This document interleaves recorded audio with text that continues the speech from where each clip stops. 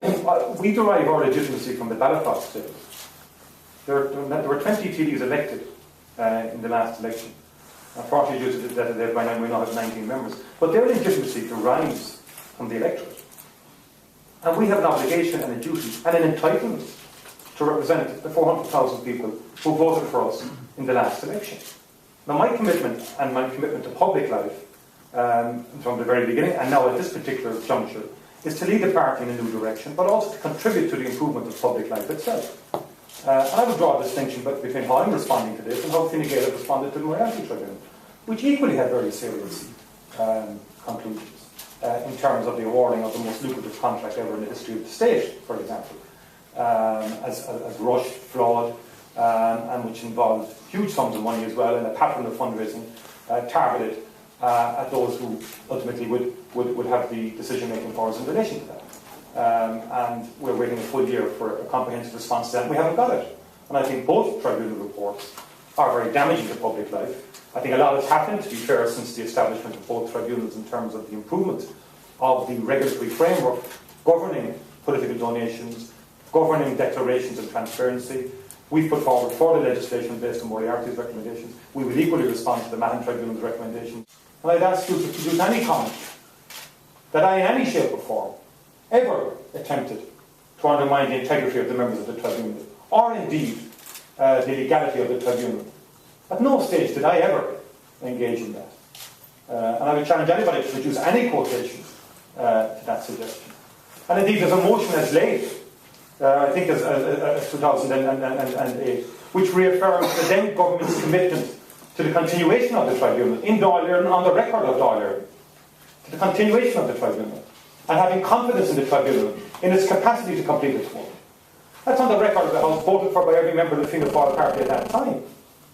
Now, I do take the comments, because it is wrong, and it would be wrong, to, in any shape or form, undermine the tribunal, and in particular to try and undermine the integrity of the tribunal judges. I wouldn't, in any shape or form, condone that, and I would condemn it.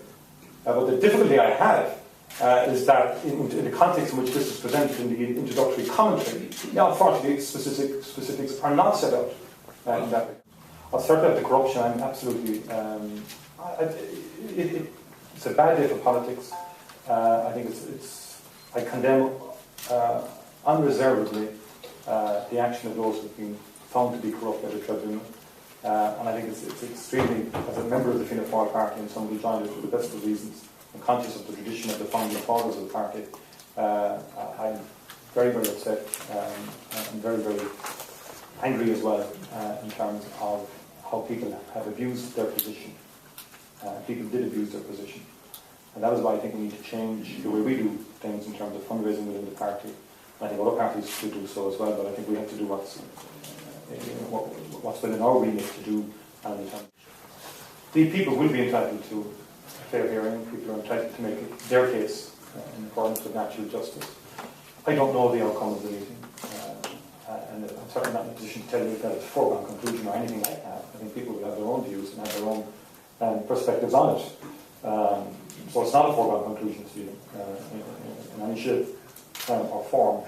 I would say that around the country, in the last 12 months when I travelled around, people were asking me even then, would I respond robustly and without fear or favour in the context of the Mahon Tribunal report. So this was coming from people on the ground, generally speaking, without obviously being privy or knowing fully what the tribunal was going to come up with and conclude. So there was that sense around the organisation and the members of the party, the rank and file members of the party, of really an impatience with a lot of this, anger about a lot of this, and how damaging it was to the party. So I don't know, is that a strong wind in terms of people who may come to the executive in terms of their views, but I can't forecast. It's a new executive as well, to a certain extent. A significant turnover of members, new members elected at the last Ardèche and through the constituencies. The second question is the... Yeah, I said earlier in Irish that the motivation for recommending the motion next week is based on the evidence of the tribunal. Nothing more, nothing less. There's nothing natural about this. I don't like being in a position as leader of the party to have to recommend this. You know, it's a very dark day for the party when you have to recommend the expulsion of a former leader. I don't take any, there's nothing natural in that. Something I would not like in any normal event to have to do. But it's based on the evidence of the tribunal. Nothing else, nothing more than that. Well, I haven't spoken to Berkeley Hearn since the Ardèche, or indeed at the Ardèche. In terms of I suppose, I am a student of the history of politics generally, and of the party, and I was very much motivated by the objectives of the founding fathers of the party, and their zeal and their commitment to public life, which I think is undeniable. And it saddens me greatly that tradition has been besmirched, has been damaged and undermined by a more modern era within the party, particularly by the people that you've mentioned. And as I said earlier, people did abuse their positions within the party and abused public trust that was put in them. And I think there can be various analysis of how all that came about. I believe it's a cultural thing that developed ultimately, that it's culture that developed through a particular number of decades that gave rise and tolerated this kind of activity and behaviour. I don't think it's applicable just to Fianna Fáil alone, to be straight up with you. I think, remember, this tribunal talks about corruption fundamentally in Dublin and deals with corruption of the planning process and indicts members, particularly the two larger parties in the state, since it's Fianna Fáil and Fine Gael significantly, and one Labour councillor. That tends to get forgotten in the focus on Berkeley Hearn, but this was a planning tribunal which did focus very strongly on corruption in the planning process in Dublin, involving former members of Fianna Fáil and former members of the Fine Gael party. And also, as I mentioned, I would argue that the Moriarty tribunal also, as part of that culture, reflects that as well.